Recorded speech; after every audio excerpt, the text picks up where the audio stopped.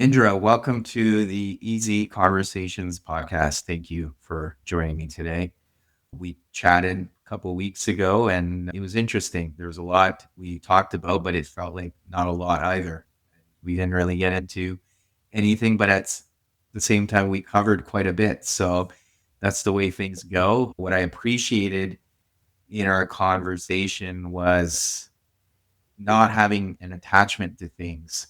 And I think we talk about that a lot in today's world, but at the same time, people don't really appreciate what that means, or it is a bit of a daily battle that we all go through, recognizing where attachments are coming up and how they may be holding us back. But I'm sure we'll get into that. Before we do, I do want to give you an opportunity to share with the listeners a little bit about yourself and who you are. Okay, thank you so much for having me today.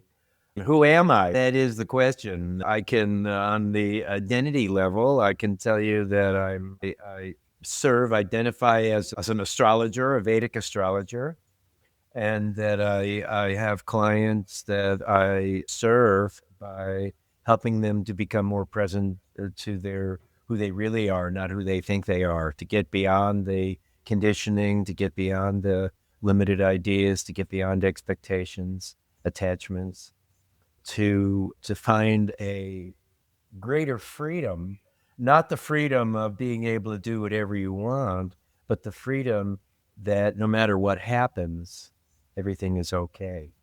Mm. Yeah. Yeah. And what does that look like in terms of being an astrologer? What does that entail for you? I like to call my approach science and intuition. So the science part is that the planets imprint us, that they give us that they're neither good nor bad, but that they give us imprinting, and that strong planets are skills and abilities, and weak planets are obsessions. Comes out, we make them obsessions and compulsions. There are weakness. So let's just say Mercury is weak, and so you have trouble communicating. On the strong side, excuse me, you communicate from your heart really easily. On the weak side, you have trouble communicating, you have trouble being not honest in terms of honesty, but sincere and authentic. And so it gives us a clue. It's like an X-ray or a blueprint into the person to help us to know the nature of the planets, the nature of the difficulties, the nature of the strengths, the houses, and where the life plays out and where it doesn't play out, and strength. It basically strengths and weaknesses. Okay. And that would apply to any individual you're working with. Any individual, couples, kids relationships. It works not only for one, but it works with the two, with each other, as to where the areas are. And it's a map that we then can interpret and turn into. I like to say that I want people to understand it intellectually. First of all, it's about empowering. It's not about you're stuck. Yeah. It's the challenges, but it's not the stuckedness is an attitude. And so I try to empower. The approach is to empower people to be able to become stronger and more clear. Then it's a process of into taking it into your head, intellectualizing it so that you Yes. can understand it. And then the last step is to feel it in your body, so that when you, for example, Mercury, when you notice like you need to tell your mate how you really feel, I ask people when they break up, when they come to me and they break up, I say, when did you know? Mm. We've been together 12 years. When did you know? After 2 years, the first week, after 6 years, it's never the day before. And so for them, quite often, it's an inability to be able to communicate what they feel. And I had a client last week and I said, you need to tell your mate how you feel. So when you don't do that and you get into situations where you bogart your thinking, that's the idea is for you to be able to feel, oh, that's what I'm doing, I'm doing. Indra told me about this. Now I can intellectually understand it, and now I'm feeling it. And so the value is there is the inward critic, the Jiminy Cricket, the inward self that is judging ourselves on the Mhm. on the low side and supporting us, in highlighting to us what we need to grow and what's happening, hopefully to be able to feel it, to understand your own strengths and weaknesses well enough that when you start running it, then you can feel it and then let it go. Yeah, for sure. And how do all the planets then play in? Is that more of a process when you're working with individuals to understand, like you said, the low and the high side of the planetary system? I didn't quite understand the question. We take into account all the planets. I don't use the outer planets and I don't use asteroids. I'm more interested in the inner planets. We also use, in Vedic astrology, we use what we call Ketu and Rahu. They are the south and north node of the moon. They're planetary, they're mathematical points in space, but they have power. So we use those, plus the inner planets from Saturn down to Sun. Those are enough that some of them are not particularly important in particular charts. We have what I call a neutral planet, a planet that is in a neutral space, and it isn't maybe it's by itself and it's okay where it is and it's happy in its sign. And I like to think of it as, I had a daughter that was good at piano but that didn't really feel to take it further. That's neutral. And Mm, it's not where our life plays out. There are things that the knitting association is having their annual world conference this week. But that isn't really, I've just made that up. But yeah, that isn't really a concern to me because I'm not a knitter. So I'm yeah, neutral to it. yeah, yeah. And then obviously you shared that your intuition plays a huge role in this. Then And they, yeah, yeah, then the intuition takes over. And the intuition, I feel, comes from the client. It could be from somewhere else, but it feels like the intuition that the client controls how vulnerable and how much they want to talk, how much they want to share, and at what level they want the reading to be at. And so I may not be thinking anything about parents, but all of a sudden the thing is something happened in the childhood, and we can get it pretty close. We can figure it out from on a vibrational level, how people react. When you hit your funny bone, when you hit a sensitive place, you bump into somebody and you hit a sensitive place because yes, people react. And so this isn't any different. And I like to say that it's not a special skill that I have developed. What I have developed is to be open to feeling this, that it's always going on. We're not always open, and open right. means receptive, to be able to be in this neutral place. As you began with, I don't know why I keep coming back to this, but letting go of the expectations Yes. that everything is perfect as it is. And then, oh, all of a sudden I'm feeling something. Where's that coming from? I find that it comes from, whether it comes from a guide or from my higher self, it feels like it comes from the client because when they have the ability to turn it on and off. Yeah. And the other thing you touched on was the conditioning we all go through or receive that impacts us for many reasons. And we tend to hang on to those things. And there's a lot of conversation nowadays around conditioning too. And you can say it's all around us, especially when we're younger too. It's easier to be influenced and get conditioned around, if I behave this way, I get rewarded. And if I behave this way, I get punished. And then you tend to just run with that algorithm for simplicity's sake. How is that factoring in your conversations? And what have you observed in general with people in terms of that conditioning and how it can be limiting our personal growth? Well, a great question. First of all, I have, I believe that if you have a planet in the seventh house, then conditioning isn't such a problem.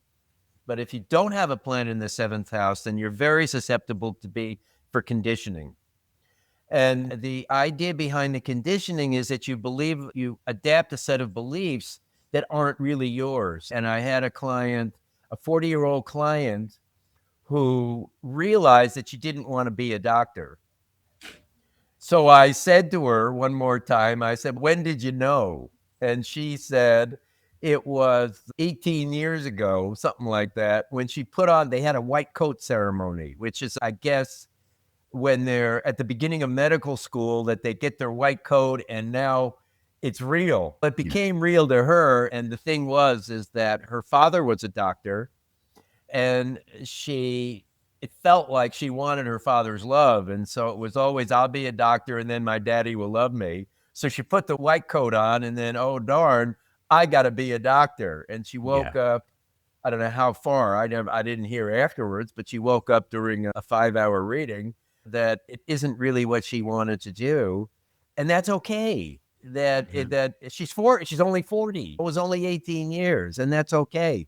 But that's Yeah. how the conditioning works, is that you get a set of beliefs that aren't really yours, that you want to be, the good person, that you don't want to be you want to be an artist, but the dad says, or the mom says, you'll never make a living. And okay, you take their beliefs and you may not, but a lot of artists do make a living. Their ideas that the thing is that there are strengths and weaknesses. And so when you really buy into, there's a lot of people that conditioning isn't really so big. Government says so, and when we say, yeah, that doesn't make any sense. There are people that intuitively or instinctively just go, I don't believe any of that. Yeah. So that it's not for everybody, but the conditioning can happen to anybody, and it certainly happens on some level. I know that I like to be on time. So my question is, was it because my father liked to be on time, or is it because I like to be on time? And I think I like to be on time. Now, maybe I learned it from him, but he's gone 50 years. And so Yeah. I'm not really 55 years. I'm not really getting many strokes from his approval for my being on time. I think that I may have learned it, but I like being on time. Yeah. And so we have to take everything apart and decide, is it ours? Is it somebody else's? In order to every aspect that comes up, in order to be able to be totally free. Yeah.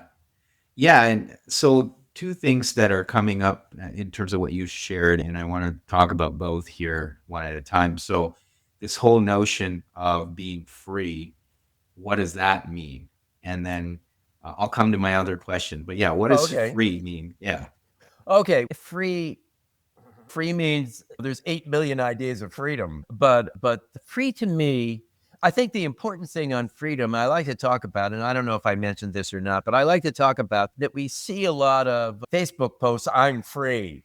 And it comes from, it's like 25 to 35 is this big, or 25 to 40 is this big. I don't have to do what my parents want me to do. It's part of conditioning, but it's not only conditioning. And the freedom is I get to do what I want. That isn't freedom. That's a level of freedom, and that's an important step. But the reality of it is that it doesn't end there. And so the freedom becomes that no matter what we do or what we don't do, that we are free, that we are open and positive, no matter whether we can watch our favorite program or have rain during our picnic or whatever it is. The freedom is to see the positive in every situation and to be open to what's supposed to happen, what's trying to happen, rather than our own expectations of happen. And so freedom becomes a state of dispassion and openness and acceptance. And that's more the freedom. There is a Mm. level that I could stay up late and I'm free, but that isn't really it. That's a stage. Yeah. Yeah. Absolutely. And given the circumstances, I know you've touched on a few things, especially in the world we find ourselves in. How difficult has it become to find that sense of freedom if we were to focus on that? There's two logical answers to that. Is if you buy into the system, then it's hard, Yeah. whatever the system is. But if you let go of the system and you and you start to absorb the hundreds of thousands of books on awakening that have been published in the last 10 or 15 years or last 100 years, then it's not very hard. When you hang in, say, India, where I do go, but if you hang with spiritual people and you're at the rainbow gathering, or you're hanging with spiritual people and you're with your spiritual family, then it's not very hard. It's made much easier because your environment supports your growth and your letting go. But if you're hanging with your family, not that family can be supportive, but the family, as you go back to being a child, and it's very limited, and I can't really be who I am. I got to be good I put on my family voice rather than my everyday voice, Yeah. then that's pretty hard. But it's equal opportunity. It's Mhm. our own desires and willingness to break loose, to break free, to be the black sheep. A lot of people talk about, I have a lot of my clients are the black sheep of the family. And whether they are or not, I don't know, but they definitely have a different drummer and they have different goals. And to be content in that space is Mhm. freedom. Yeah. Yeah. And when you're talking about being around, like or being in spiritual circles, there's a level of attachment that can come into that too, right? As much as you may want to pursue freedom, but then there's attachments around, oh, if I'm in these circles or if I'm reading this book or I'm doing this, I'm going to feel freedom. And that takes away. That's the idiosyncrasy there, right? That it can. Absolutely. That's another level. Another level is that the group gives me freedom and then the group doesn't give me freedom, that they also have an expectation, and that the leader isn't so honest and they're not so altruistic, and this is part of the process that we have to go through, that the idea is that if you didn't have it, you'd have to rent it. You need it. So if you don't have it, you've got to figure out a way to get it. You need to be put in those situations. We need to be hurt by a relationship. We're stronger for that, which isn't to say that it has to happen and there's a problem if we don't. But almost everybody has been divorced. The people is what? I don't know what the percentage is, but it's a small percentage who have been married and still married to that same person, and that's okay. But the reality of it is that when we have the breakups and when we move and when we get fired and when we get disappointed and when we get hurt, this is the natural part of the cycle, that the forest needs fire in order to be healthy. Yes. Yeah, absolutely. And speaking of that, one of the other things I wanted to come back to was you have to be constantly taking things apart and questioning your motives or why you're behaving in a certain way, as you were touching on earlier. But that can be very difficult for people too, because that does require a lot of discomfort. And you're often having to put yourself in situations that are not familiar. You're breaking patterns that you've developed for many years. So, what are your thoughts around that? Because you almost have to be constantly on your toes in a way. But I think that's where a lot of the growth happens too, because you're questioning. And as you said, you're taking things apart. I think the thing is that it gets easier. I think the thing is that you actually don't want to be on your toes because then you create attention. If you're listening for Dad's car to get home, you're probably going to fall asleep before it happens. But if you're just so my point is that you learn what it feels to me is that something doesn't feel off. I'm doing writing now. My book, I think we talked about this. My book is almost done. And I read something and I'm not looking for things. I'm looking for things, but it's not about looking. It's about feeling. And I have a word that comes up or a sentence or a thought, and I keep coming back to it. And I know there's something there, but I can't figure out what it is. It's a use of a word or it's a phrase or it's a way it expresses. And it bothers me. It won't leave me alone. And there's the lower self that says, it's probably okay. It's nothing. I've read it 100 times. Other people have read it. It's okay. But then there's the higher self that says there's something there. You can just feel like the picture behind you, that it isn't straight. It's bothering me. It looks straight, but if I put a level on it, it isn't quite straight, and you need to adjust it so that it's level. So what happens is, for me, is I go on my walk, I get away, I go out into the garden, and all of a sudden clarity comes, insight comes. No, it isn't right, and here's how you need to change it, and here's the problem with it. And so, yes, there's so many stages, and of course, you need to be on your toes at first, but then you will need to let go of being on your toes, and you need to just You just need to feel that. So I say, as I told you, I say, somebody says, I knew the first week it wasn't right. Yeah. Why were they married for 12 years? Because they had to learn the lesson. Yes. Is it Absolutely. wrong? No. Could you abbreviate? I tell the story. I have a friend, a European friend that I know from India, and I remembered 20 years ago when I first met her, there was a relationship thing, and it was really bad, and it went on for 4 years. And she told me a story. The last time I saw her, which was maybe before COVID, 6, 7 years ago, I remember she told me a story that she had seen a guy, and it was potential for the same thing. Now she's a lot older, and she worked through it all in 4 hours. She worked through it all in 4 hours. She knew what was going to happen. She had the attraction.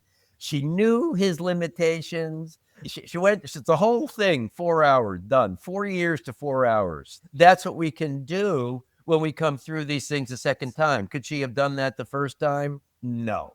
And everybody tried to tell her, but she couldn't. Yes. So that is that wrong? No, that's just part of being human. That's just the process. The Yeah. process is that we get it better the second and third or fourth time, and that's okay. Yeah. That has to be okay. Is it painful? Okay, it can be painful, but not listening is more painful. Yes. I call it the seesaw tips. That you hold on and you belittle yourself and you make yourself wrong and you're in a terrible place until you're ready to face your fears. And then the seesaw tips, and then you realize that, oh, maybe I'm not very good at this, but at Mhm. least I'm going to try to communicate to somebody, to Right. communicate to my partners, even though they may leave and may get upset. I'd rather communicate and express than sit in my own smallness, because I know that's a dead end. Mhm. And I'm using examples to explain it, but I want to make sure people understand I'm not trying to limit it to these examples. Right. These happen so many different ways for people. Of course. Yeah. And one of the things you touched on was sometimes you need to spend that time to learn the lesson. And when I'm working with people, a lot of the times they're also holding regret for that. In hindsight, it's easy to look back and say, yeah, I could have left that relationship earlier, or I could have switched my career earlier. But as you're touching on is, well, looking back, yes, it's easier to always look at it in hindsight, but you didn't know at the time. Plus, you needed all that time to realize the lesson fully before you could make the change that you needed to make. So, how do you help people balance that too, who often will then beat themselves up after the fact that why didn't I start this journey sooner?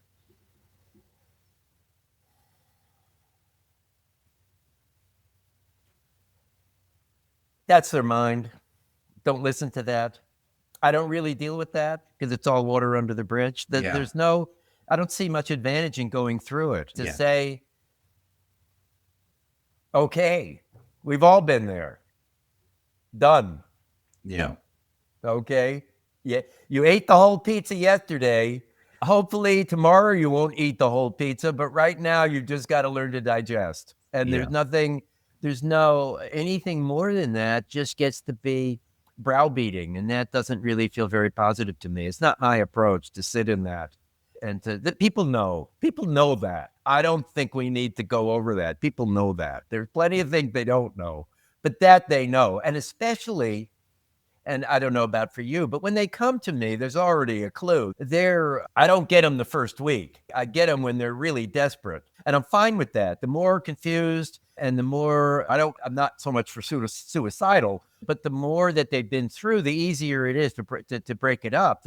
When they're ready, then they're easier to pop. They're easier to take to the other side. And yeah, I personally don't find so much of that.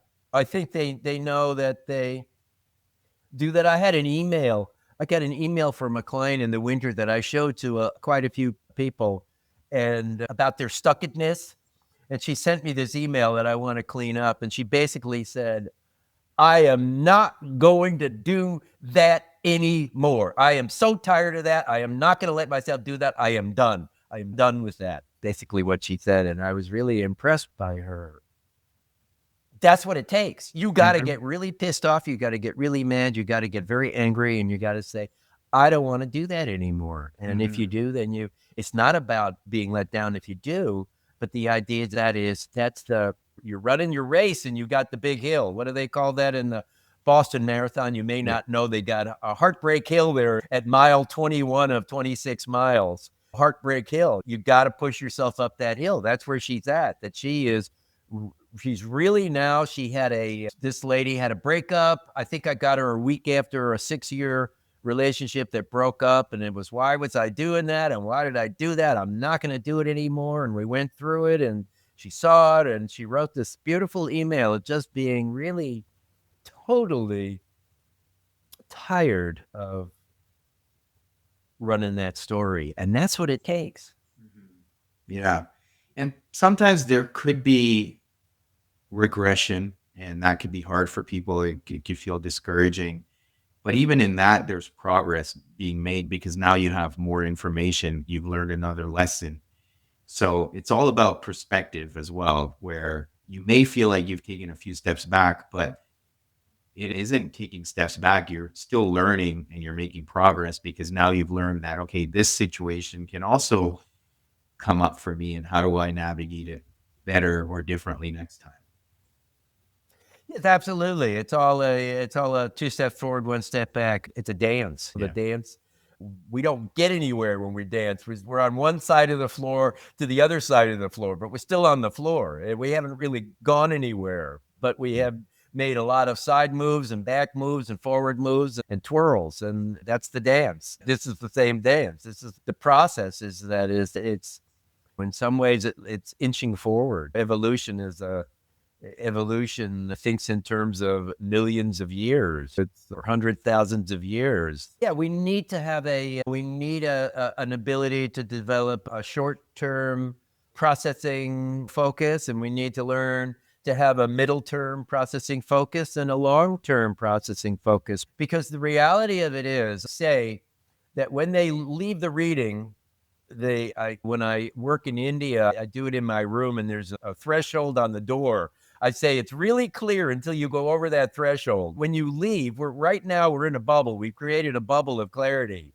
And when you go over that threshold, you're on your own, and that's going to disappear. It's going to disappear, but you have to learn to come back to it on your own. That's the goal. And they're not necessarily where they were, but they're not necessarily where they want to be, and they will eventually get there. It's what the reality of it is that where you want to get to, you want to paint Van Gogh, but you may not get there you're not going to get there the first week. But actually, Yogananda, there's a story of Yogananda that he was traveling somewhere, and he saw a painting, and while it was never particularly critical, I think he thought that the artist was egotistical. And he said, how long he didn't think the painting was very good or something like that. And he said, how long have you been painting? And the guy said, 20 years. He said, 20 years of convincing yourself that you're really good. He said, I can do better in a week. Now he's an enlightened master, okay?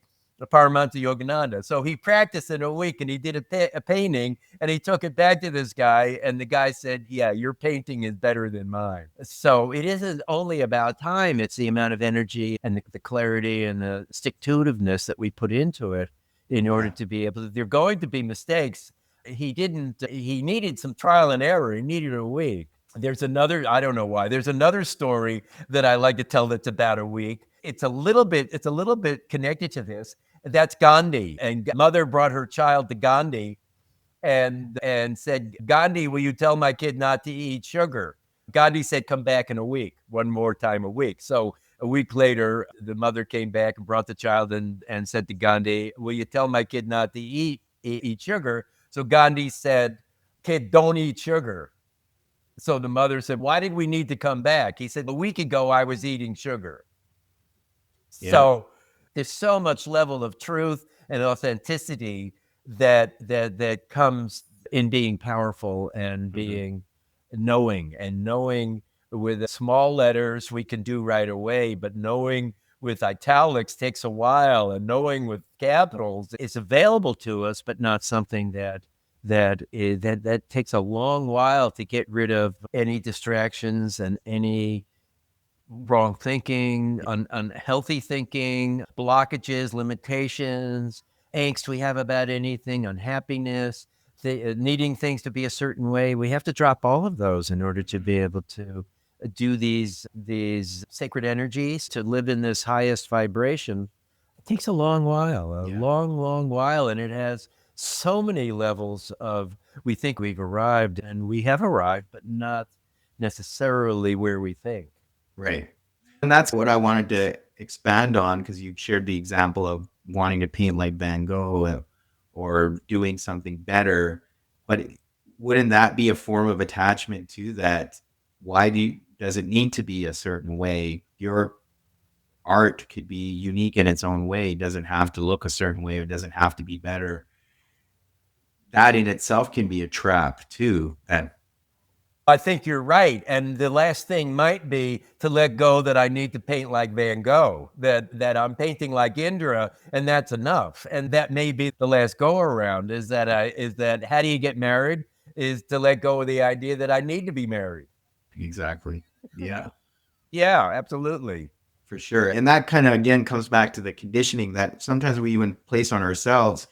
Now, one of the things we talked about last time, and it's interesting, I do want to explore that again because it was fascinating in the sense that when people come, not necessarily just on this podcast, there is a story, right? And everyone has some purpose that they've derived from their story, and there's a reason why they want to share it. And sometimes they want to empower others. Sometimes they just want to put it out into the world.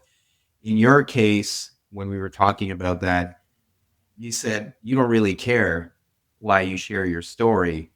Are you able to expand on that? What does not care mean? And what is the story? What is a story? Yeah. A story is a belief. It's a positionality. It's something that we hold, that we grab onto, whether it's a bar, a physical thing like a bar or a railing, or a physical thing like an expectation or a belief. And why, I like to say why, it seems to have disappeared for me. It doesn't seem to matter why to me anymore. And I would say that wasn't until fairly recently. It definitely in the 70s. It's not a 40s thing. The why has disappeared. I don't really believe in purpose. I think when people ask me about purpose, I think it's mostly about ego. I think that they need a purpose. I don't really have a purpose. The thing is that I have skills and I have expressions that I want to express, but I don't think of it as a purpose, because to me, which is my thing, is that everything gets held up because of ego. That when I wanted to achieve it for me, spirit didn't like that. When I'm Yeah. ready to let go of it and just be in it, then that's fine and anything can come. But if I want it because I'm going to be better and I'm going to have something to say and people will look at me or whatever it is, then I get the kibosh. That's the end. It doesn't happen. And so I've had to learn to let go of that, to be surrendered. I've learned that there are so many, just the word surrender. You want to take the whole podcast and turn it into the word surrender, that the levels of surrender that we need to go on are huge. And the surrender has to be complete. It's not that the last arrogance is that we hold on to the life. And so we don't have to surrender that. And we can ultimately surrender that and be willing to surrender it. There's a Yeah. willingness there that we don't necessarily have to surrender, but a willingness to that it's God's will, Spirit's will. But the other side of it is that the surrendering is everything. Mm. The Yeah. simplest things, the our gifts, when we surrender completely, then God bestows on us the simplest wishes. Yeah. And we think about a candy and then somebody gives it to us, and or whatever, the simplest little thing that seems meaningless, god can handle that. And how we attract that is the surrendering on the deepest and deepest of levels. Yes. Absolutely. But I think a lot of the times people then fall into that trap that I don't have to do the work myself, but that's not what you're saying when it comes to surrendering. It's doing your work as well in parallel while surrendering.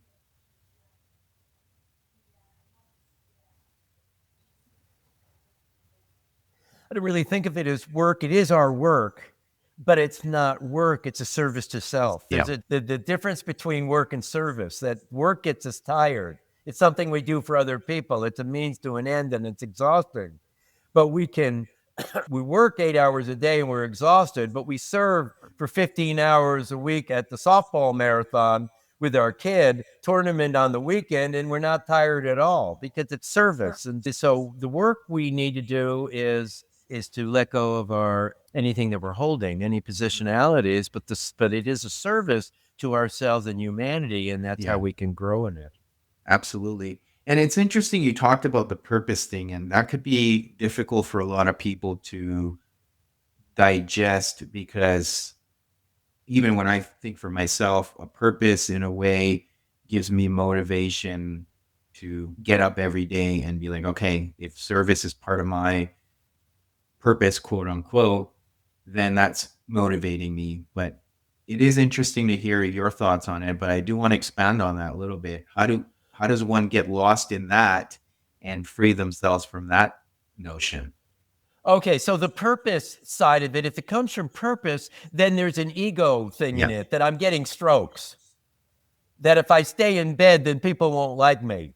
Okay, that I don't like me being lazy in bed, but if I go out and serve my purpose, I don't find good things happen from it. It's a word that is very loaded, and I Mhm. think it comes from ego. It comes from expectations. It comes from people will think of me. So I'd rather just think of it as what I enjoy doing or what excites me rather than purpose. If we just can get that purpose out of there, then I think that ego drops, and I think that expectations drop, and then it just becomes a flow, being in flow. Do you understand? I'm sure you do, but the people out there flow is just letting it be, that it happens, that I get up. And in the book writing, I had some deadlines, and I remember a few weeks ago waking up very early, and getting to the computer and taking it forward. It wasn't that if I don't do this, it's my purpose. That's a downer. That's a Mm. drain.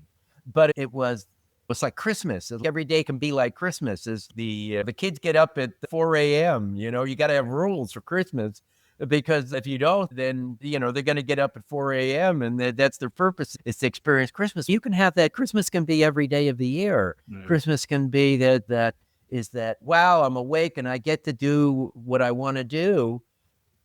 But take purpose out of it, Mm. because it's really sticky, and I think it comes from gaining, the need to gain. We gain, but we don't need. But when we need to gain, that isn't really pure. Yeah. Yeah.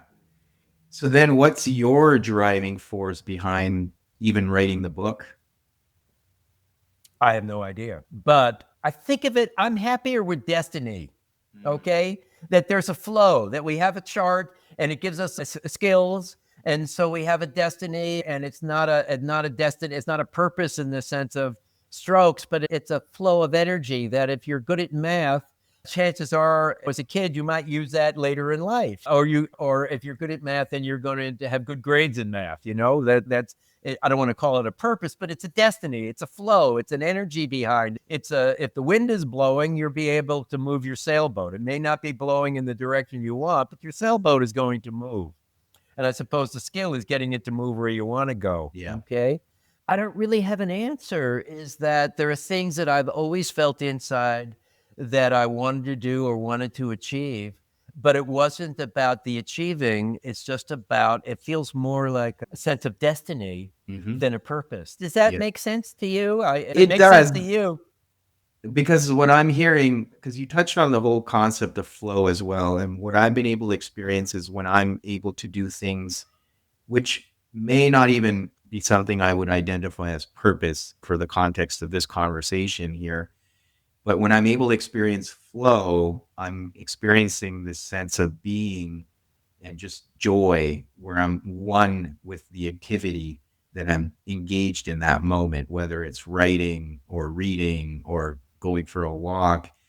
And those are moments of pure bliss. It's hard to define or even explain. But the challenge I find at times too, being that human, is then you want to chase those feelings again and find those moments again rather than letting them come at you and being open to it. So that's what I'm hearing from you, even with this book writing experience. The book writing experience is that it didn't do anything. Like, it was nothing like what I wanted. But if I wanted something, then it was a total block. Right. That we have to understand that when you want to experience that feeling again, then the wanting it blocks it, because it's telling the universe that I don't have it. If you tell the universe I have it, then immediately you feel it. But if you tell the universe I don't have it, then it says, okay, I'll take it away. I'll give it to Sally down the street. Let her have it, because you're blocking it. It's something that I need to do. It's a destiny in the sense that I feel it as something that is appropriate, but I don't feel it as a need, as a purpose.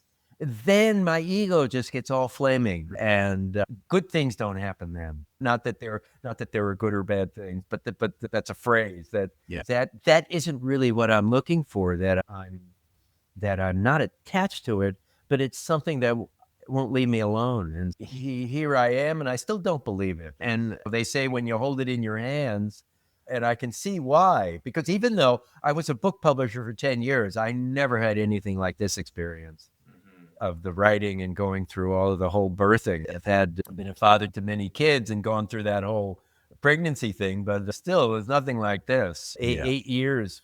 Almost 8 years with this particular project, and 20 or 30 or 40 years before, thinking that it's time, and don't think it's so much that I have to do it, but it's that I have the opportunity to do it. Yes, it's not coming out of obligation. And that's where I think a lot of people get stuck too. And speaking of ego, because you brought it up a few times now, for a while, people were talking about you have to kill the ego. And now there's like a counter argument to that no. What are your thoughts around this whole ego business and people saying kill your ego or subdue it or whatever they're saying about how to manage your ego at the end of the day? I had a teacher that wouldn't let us use the word because she said it didn't exist. So there's that. And I use the word, and I use it lightly. I don't use it that often, but I do use it as a personality that has expectations that's very sticky. And it's a drive within us that's very self-centered, not self-conscious, but self-centered. And that no, I don't think you have to kill it. I think it's like the mind. What I feel with the mind is that I don't know that I can silence it, but I can certainly ignore it.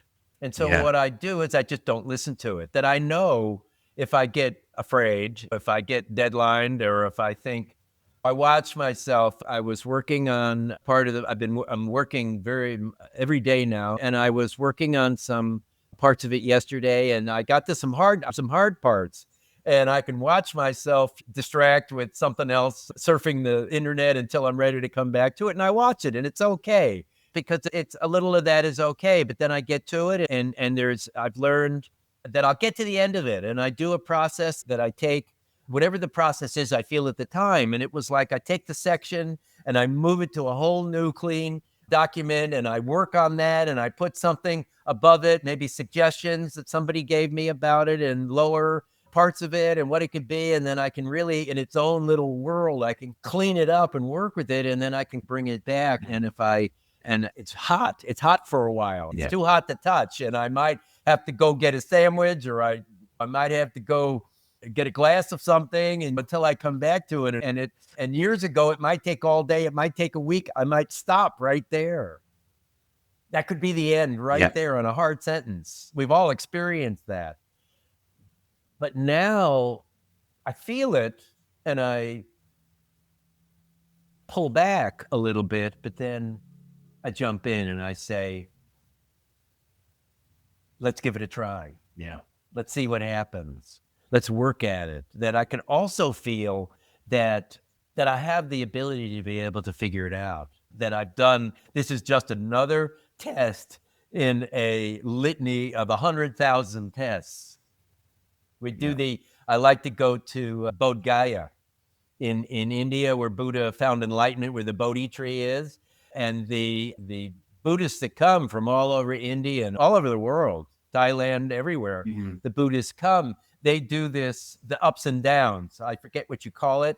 They do this up and downs like a sun salute thing, and they need to do 100,000 of them. And if they do them in a month, you do 3,000 a day, up and downs, and then you do 30 days, and then you do 100,000 of them. That's the goal. That's the thing. And whether it gives you enlightenment or whatever, it gives you good karma, it gives you the Yeah. positives. And so I love to go to this place and watch the working in the up and downs, 100,000 of them. That it's not 1,000, it's not 2,000. Somebody said it's 100,000 of them. And so to make a book, you've got to be at your wits' ends 100,000 times in order Yeah. to.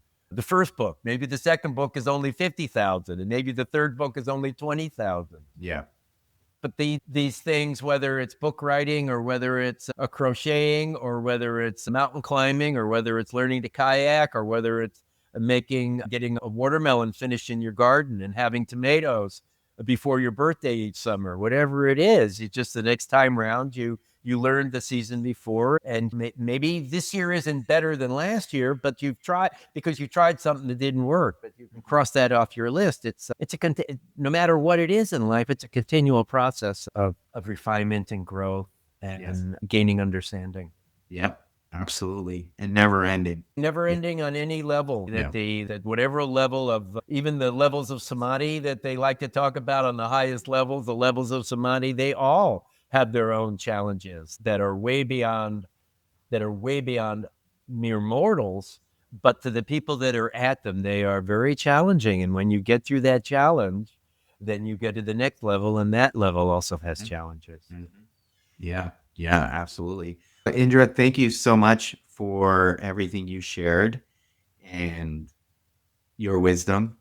Now, is there anything else you wanted to add that we haven't touched on today that would be a benefit for the listeners? Sure. I like to offer two free offers to your listeners. Okay. So if you write me, my website, if you want to learn about me, my website is indrarinzler.com, all one word. My email is indrarinzler@gmail.com. If you write me, so the first free offer is I will send you your Vedic astrology chart. It's not a free reading. I will make a comment or two, but if you want to get your chart, you send me your birth time, date, and place, and I will send you back your chart. That's free. And the second offer, which we haven't talked about, is another modality I work with, is the Enneagram of Personality. This is the Enneagram of Personality, that there are 9 personality types. One of them is at your core. There is a simple test, 5 to 10 minutes, that I can give you. It may not work for everybody, but it will get you started. That's also free. If you send me an email at indrarinzler@gmail.com, I'll send you the test. And so those are the free offers. If anybody is interested in reaching out and learning about reading, so we can read at the website. And happy if anybody has questions, even unrelated to anything, I'm always open. Email me, and happy to connect with any of your listeners. Absolutely. No, that's great. We'll put all of that in the show notes. But thank you again, Indra. This was a great conversation. I really appreciate it. Thank you very much. I'm very happy to be here.